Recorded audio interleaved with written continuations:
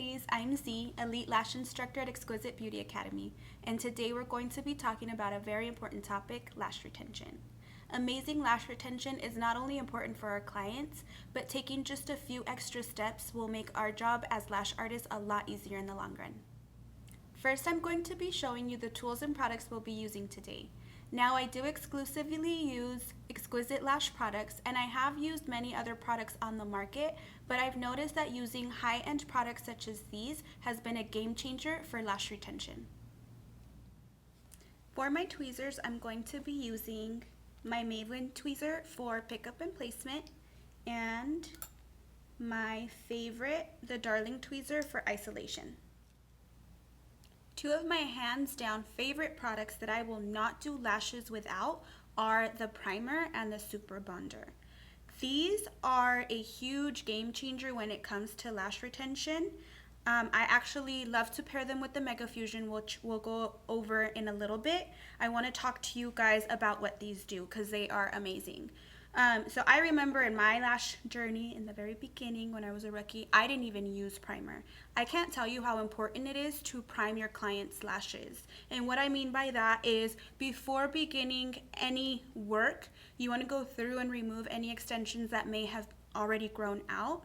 And then you'll take primer on a Q-tip or on a lipstick wand, and you're going to brush it over the base of the natural lashes.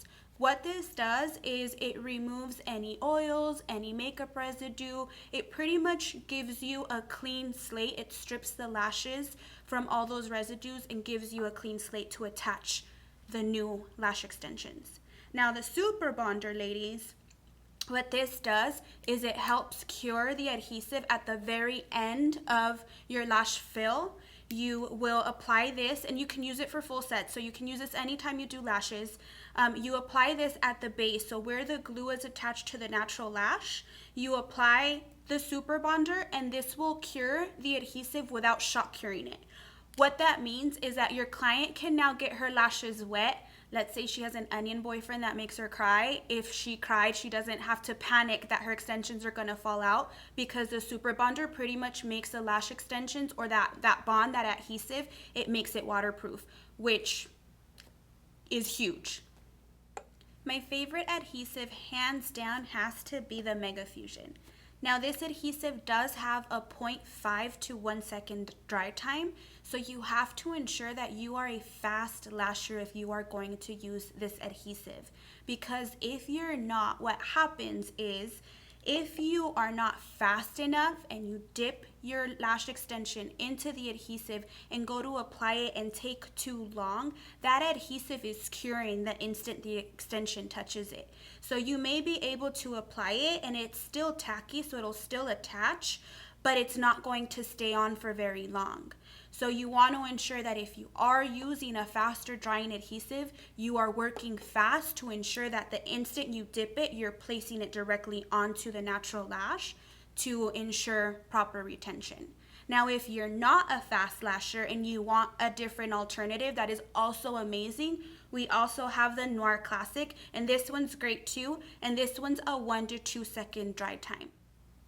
This is actually the adhesive that we have our students use when they first start off lashing. So they'll use this when they're practicing their classics, but even when they jump into volumes, if they're not super adept at applying lash extensions, we still recommend that they continue using the Noir Classic until they're faster and they can move on to the Mega Fusion.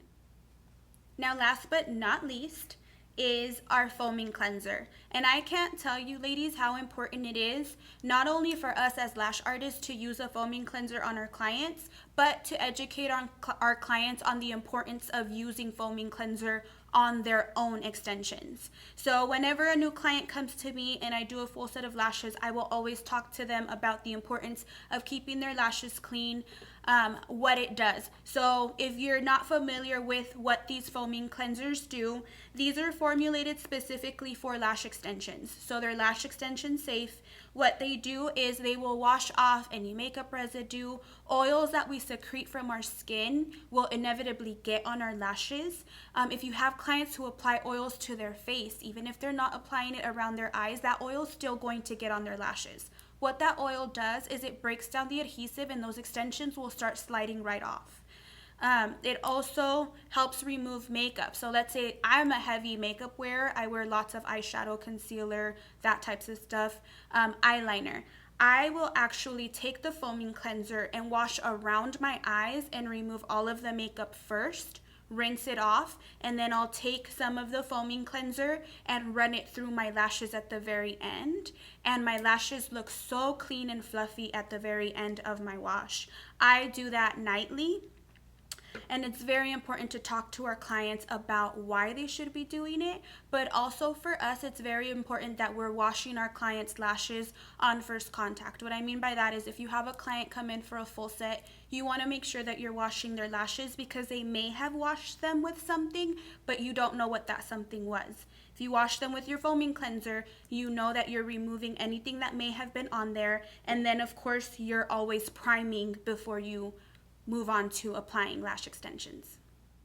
Some of the steps that we are going to be going over in this video are going to be number 1, using the foaming cleanser to wash your client's lashes. Number 2, removing any grown out lash extensions. And number 3, priming your client's lashes. Number 4 is a very important one that I want to touch on a little bit, and it's knowing the proper lengths of extensions to use on your client's lashes, as anything too long will not stay on for very long. And if you're doing volume lashes, making sure that the fans that you're making for your clients are not too big or too heavy for their natural lashes, because that will also affect their retention. If you're making a fan that's too wide or too heavy, that natural lash is not going to be able to hold it. It's going to cause breakage. It's going to pull out the natural lashes prematurely, and they're going to pop off too. So you want to make sure that you're using the appropriate lengths and the appropriate weights when lashing. Number 5 is going to be correct attachment. What I mean by that is making sure that your bases are attached properly, that they're not all kinked to the side, and along those lines, you also want to ensure that you are using the proper attachment area. What I mean by that is for great lash retention, you want to make sure that you have 1.5 millimeters to 2 millimeters of attachment area. What that means is, let's say this is my natural lash, this is your extension. You want at least 2 millimeters of that extension attached to your natural lash so that you have good retention. Otherwise, if it's only 0.5 millimeter, that extension is going to be a lot more prone to falling off faster. Number 6, we'll be using the correct adhesive, and number 7, we'll be using the super bonder. Remember, ladies, the first step, whether it's a full set or a fill, is always to cleanse your client's lashes. As we talked about before, cleansing your client's lashes removes makeup, oils, any type of residue that may be on there, and gives you a really nice clean slate for you to attach those new extensions. So make sure that you're getting in there, you're cleansing the lashes, removing any makeup. And you are working on your client's eyes, ladies, so remember to always be very gentle. What I'm going to do next is use a little bit of distilled water and just rinse off whatever excess cleanser is on there. And always use a tissue or a paper towel on the side of the face to catch any excess water so that it's not dripping onto your client's ears.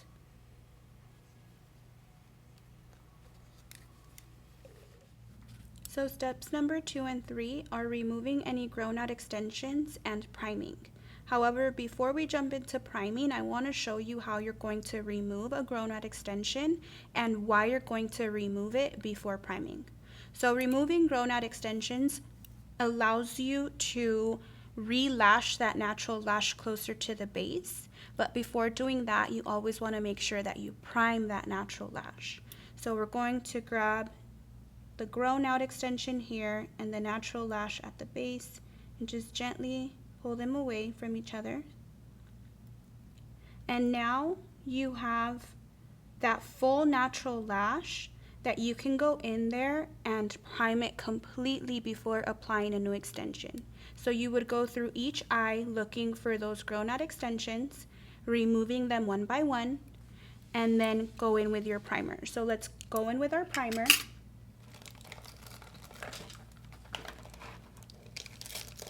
And for this step, you're going to use, my personal favorite is using a lipstick wand, or you can use a cotton swab. You'll use 2 drops of the primer, and you're going to run it right at the base of the natural lashes. This is why we remove all of those grown out extensions first, because we want the lashes that we're going to apply an extension to have that clean slate. So as you can see, I'm running it right at the base of the natural lashes. I also like to grab the extensions that are already there and pull them back and apply primer to the lashes that are on that lower layer. So you could see in the beginning how she had a bit of makeup here, and the primer begins removing it. I can't emphasize enough how important this step is, ladies. Don't skip priming.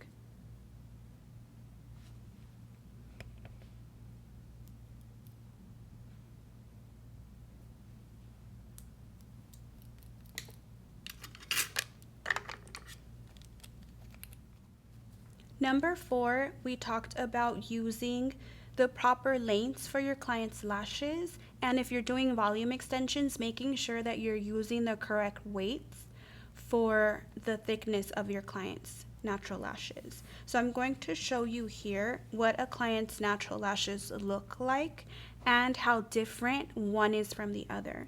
So as you can see here, my model has one very long, thick natural lash, which would be our telogen lash. Here we've got a catagen lash, which is that teenager, that medium length natural lash, and then we've got these smaller anagen baby lashes here at the bottom. You can see, this is a perfect example, you can see the difference not only in lengths but also in thickness. So this is how you would determine what length of extension you're applying to each natural lash, and also how heavy of a volume extension you can place on there. So if you look at these smaller anagen lashes, you can tell that you can't put an extension that you would put on this bigger, thicker, longer one. So let me give you an example of that. Let's say this one here, we can easily place 14 millimeter lashes on there. But if we were to place 14 millimeter lashes on those baby lashes, look at that huge difference. Okay, so that's lengthwise. You want to make sure that you're not going 3 millimeters longer than your client's natural lash. Now, if we're talking weights, then you want to focus on how thick your client's natural lashes are. If your client's natural lashes are not very thick, they're not very strong, then you want to stay on the lighter weights, smaller fans, whereas if you have these thick, coarse, strong, long natural lashes like my model does, then you can use those wider, heavier fans for this client. So now we're going to go over correct attachment and how you're supposed to attach, how you shouldn't attach, and also attachment area. So remember, we talked about making sure that your extensions are attached to the natural lash at least 1.5 to 2 millimeters. So let's jump in there and I'm going to show you what that looks like. So here we have that beautiful telogen lash. Look how long her lashes are, you guys. Can you all see that?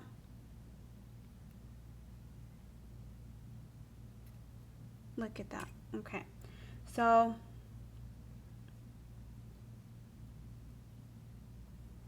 I'm going to pick up a 14, and you can see that lash can easily carry that 14.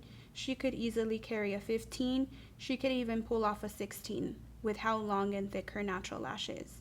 But let's go with the 14. Okay, so we'll come on over, dip into our adhesive, and we're going to attach it right on top of the natural lash,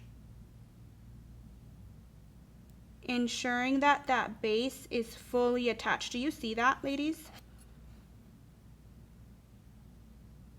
Do you see how far the extension is attached to the natural lash? That's what you want to see for great retention. Okay, now I want to show you what not to do.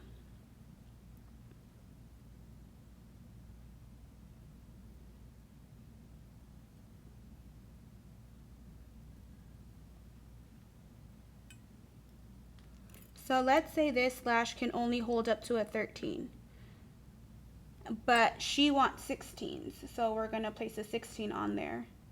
I want to show you what a huge difference that makes. Look at that. That's going to put so much strain on that natural lash. So you want to stay away from doing that. But let's go back to proper attachment. Let's grab a 13, okay? And I don't want to attach it with glue because I don't want it to sit there improperly, but I want to illustrate what it would look like. So if I were to attach this extension like so, do you see how that base is not attached? That's going to fall off very easily. What's going to happen is when your client goes to brush her lashes, it's going to snag on the brush and it's going to come off. Most of the time, what that's also going to do is it's going to yank out the natural lash. So you want to stay away from doing that, okay? If you're only attaching it, if you're bringing the extension over and attaching it upright like so, it's not creating that proper attachment area that we were talking about. It's only attached there at the very tip.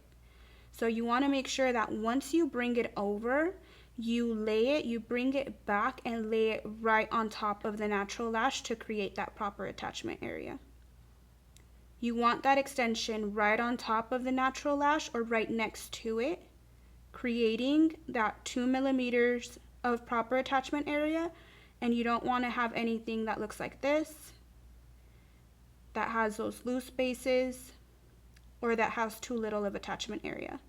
If you follow that 1.5 to 2 millimeter rule, then you're going to see a huge improvement in your retention. So we already talked about adhesives and their dry times and the importance of using an adhesive that is adequate for how fast you lash. I want to jump into a little bit more in depth about why you want to use a proper adhesives and how to use them properly. So what I mean by how is, let's say you're using the Noir Classic, which is a slower drying adhesive, but we've isolated, we've got our lash isolated, perfect isolation.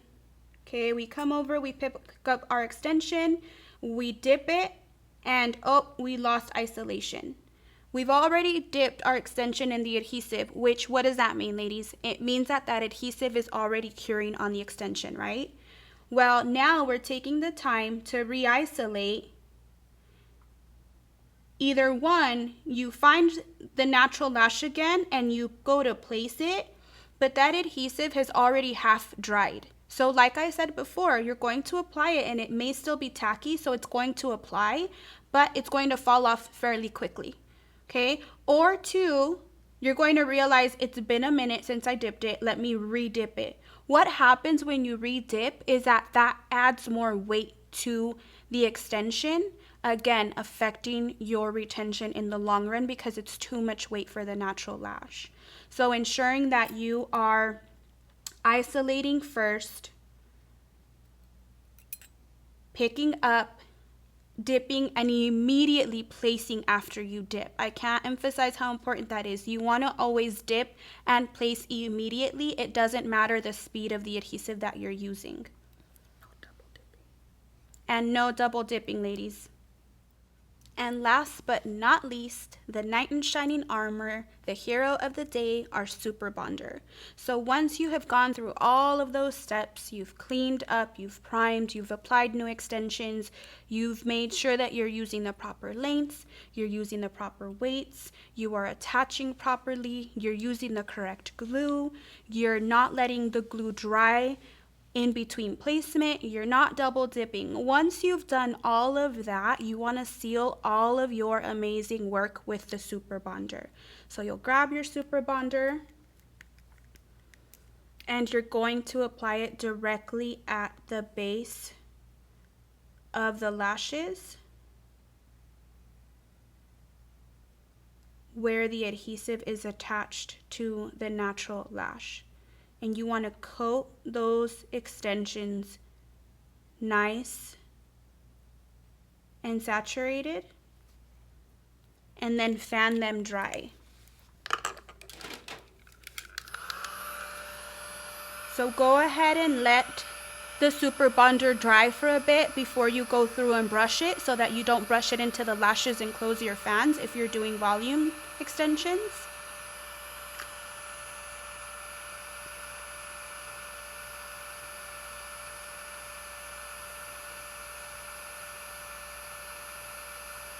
And once you've done all of that, ladies, watch how good your retention is going to get. We hope this video was helpful to you. If you have any questions or any videos that you would like to see, please leave us a comment below, and don't forget to like and share. See you in the next one.